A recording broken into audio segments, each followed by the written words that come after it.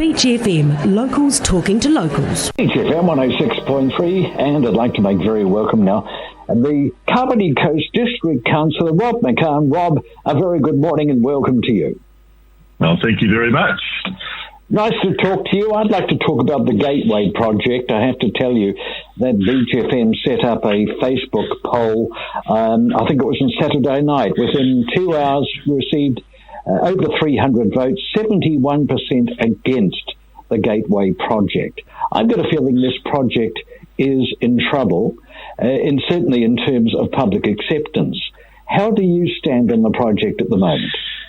Well, I'm going to get to that in a second. I'm looking at the poll. So the question with polls is, if they're set up in a really impartial way, providing good quality information, you can get good advice.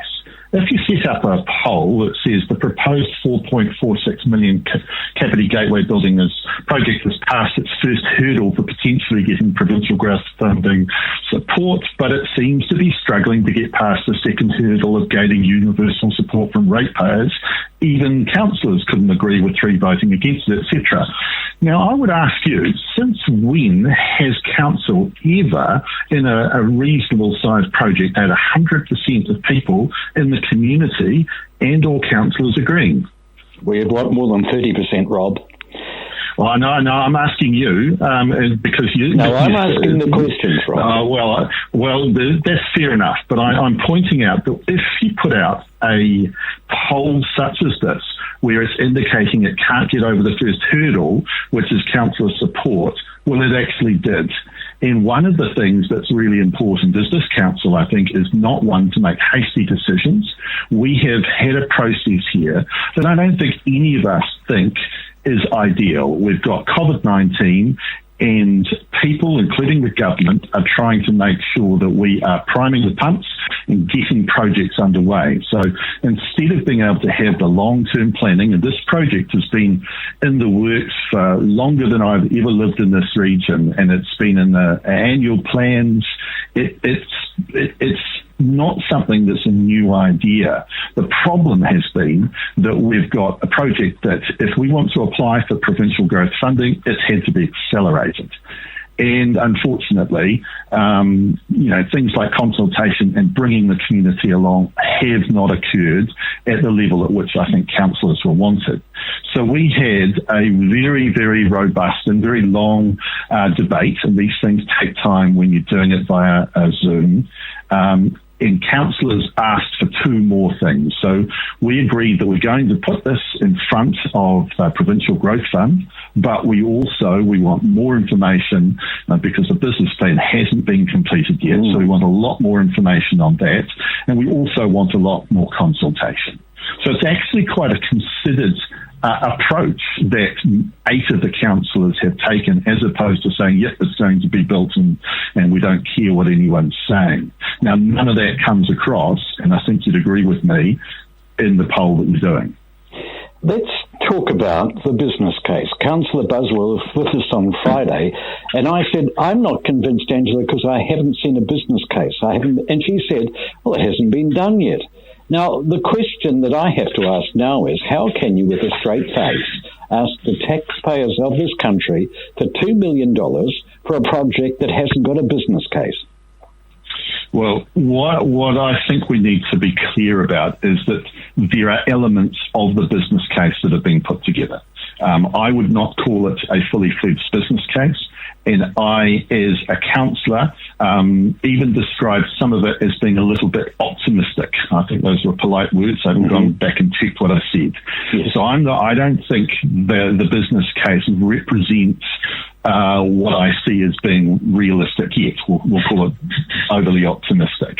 And I think that there is a lot more work to be done. So it isn't as straightforward as saying there is no business case or no work done. It is not completed yet. And as a councillor, and I'm sure most councillors agree with me, we want a lot more work done.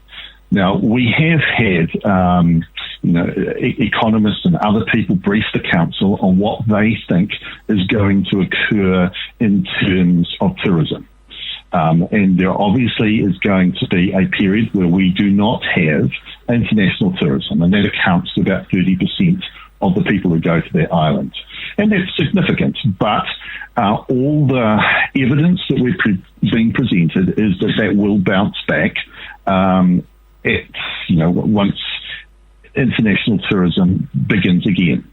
And from a domestic point of view, we are, as a country, trying to encourage people to get out, go to tourist spots, and spend money within New Zealand, because there is money that goes to a sector that without tourism is effectively dead. We're all, I'm sure you've seen the signs up and people talking about buy local. We need to do that. But in terms of tourism, we need to go throughout New Zealand. And there's no doubt that most people who have been involved in this project over the 20 or so years it's been bubbling away recognise that we need to do more and present ourselves better in Kapiti. And this project provides an opportunity, however flawed in the terms of time frame, etc. And that's where we're getting that push. Are you suggesting that it's certainly the visitors to the island, but it's going to serve as an information centre for visitors to other parts of the Kapiti coast as well?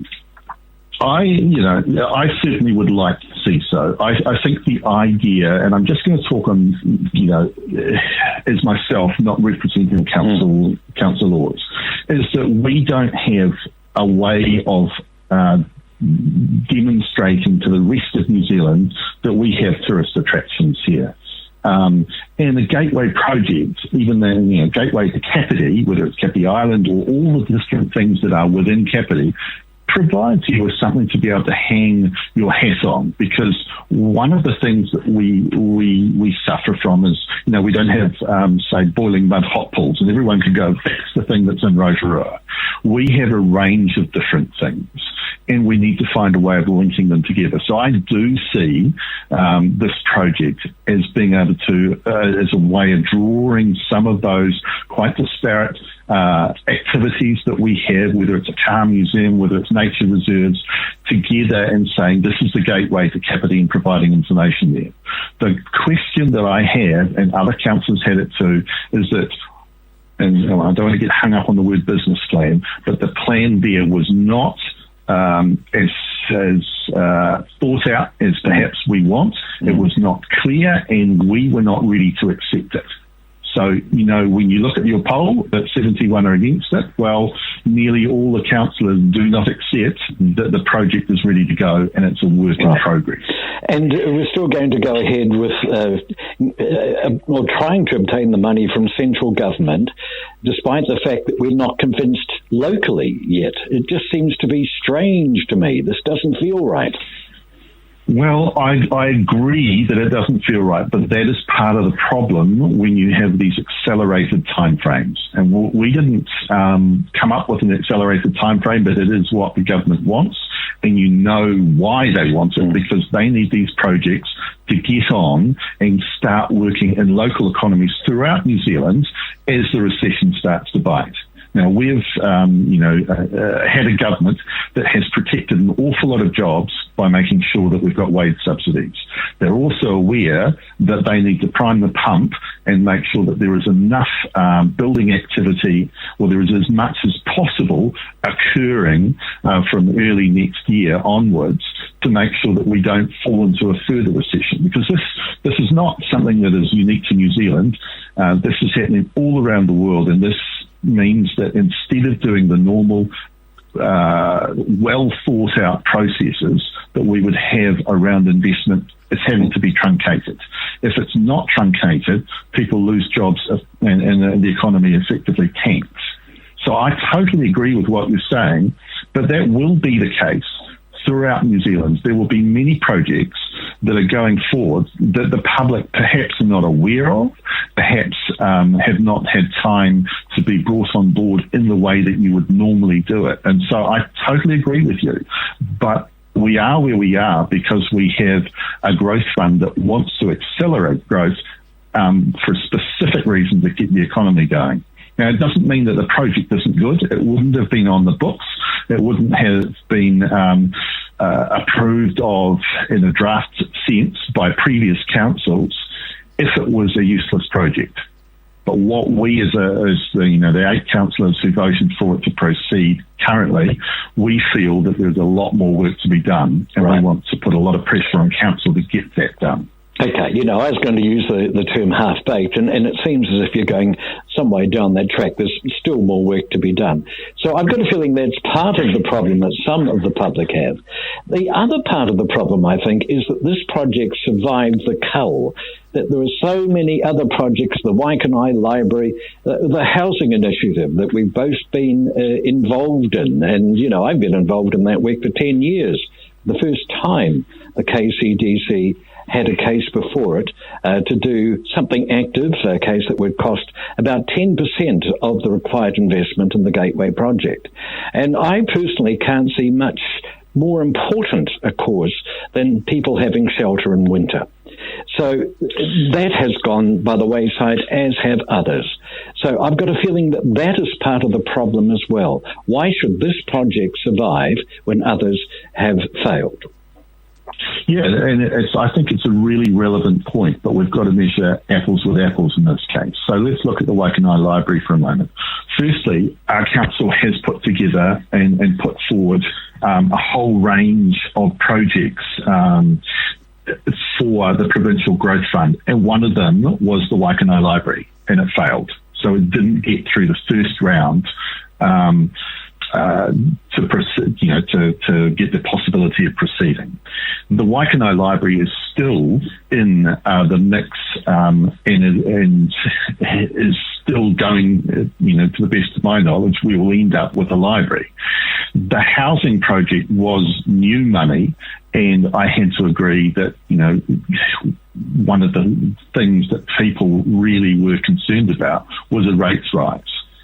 And, I had to make that really, really hard call, but I had to bite the bullet. Well, it's not just me, that's the wrong terminology, but that project had that's your portfolio. I see what you mean. In terms of the extra funding, but there's still funding that is, going into that project. It'll just be that the development is slower, and that's the same with Waikanae Library. But we're talking about a different scenario here, which is a provincial growth fund, which is where the government is funding half of it. So, you can argue that it's still not a good spend, and some people will, but they've also forgotten that previous councils have said, yep, we're going to spend this, yep, we've done plenty of research and plenty of people want it. But again, it's because the process has been upended, been truncated, that we feel like people aren't being listened to, or that it's taking the place of other projects, which it's not. And the reality is that it is a very, very small amount of extra money in terms of rates rise. So it's something like a 0.07%, I think, if I've got my figures right, rates rise in the following year. So it is very, very difficult to say, look, we should have the Waikanae Library going ahead, but not this project, when the funding is not coming from the same place. And I totally get that members of the community will say, look, I want my road fixed first. The thing is, the government aren't going to give us a grant to fix the road. We've got a number of projects that are in train, but that's why it's not really measuring apples with apples. Does that make sense? It makes sense, and I think I get the argument. I think just one final question. I think we both agreed that there's still more work to be done on the business case for the Gateway project. What if it doesn't stack up? What if we can't make those figures work? Does that mean we say to the government, forget it? Yeah, so there are a couple of options here. The government could say yes, we'll greenlight this project. And to give you an example, in Dunedin, there's a project greenlight there, and the council has said, thanks, but no thanks. At this time, we can't do this. That was a really big project. I'm not going to try and guess the number. I've got a huge number in my head. But they said, no, we can't do it at this time. It was significantly bigger than what we're talking about. So yes, there is an option for us if the project gets the green light from the government that will say, actually, we haven't been able to stack this up and we're not going to go forward with it. So we have made a decision as councillors, or the 8 councillors who supported this, to do more work to put it forward to government, but that does not mean that it's going to proceed yet. We've got to make sure that we get the consultation right, and we've got to make sure we get the business plan right. And I think one of the things that we've got to take care about with this business plan is, personally, I don't have a problem if a project were to be costing us a little bit of money each year, if that project is bringing in dollars or, say, tourism, or provides a service. It doesn't just have to be so rosy that it's suddenly going to break even. Sometimes you have to invest in things that you want that are good for the community. So we've got a lot more work to do, and I think that's where the nuance is missing in this debate, is it's not an either or. We're not going to, have housing or not have housing because of this project. We're not going to have new drains or not drains because of this project. This is additional funding, and the funding from council was already budgeted for. Okay, ancillary question. I'll allow myself one. If the project does not go ahead, does that mean that $2 million is freed up for these other projects that some people in the community would like to see proceed? So what the council are having to do to find that money within our budget is reprioritise. So they will be pulling bits and pieces out. But that's a trick question, is how much would we get other projects, would we advance other projects? So the Waikanai Library is not going to be built with this type of money. It's a significant chunk, and there's so much more work in the Waikanai Library project that needs to be undertaken. It all stopped with COVID-19 as well. So, I can't answer your question as honestly as I'd like to, because that requires understanding where all those little bits of money will come from within the council budget to make this work. Rob, I thank you for joining us this morning and attempting to lift the veil a bit.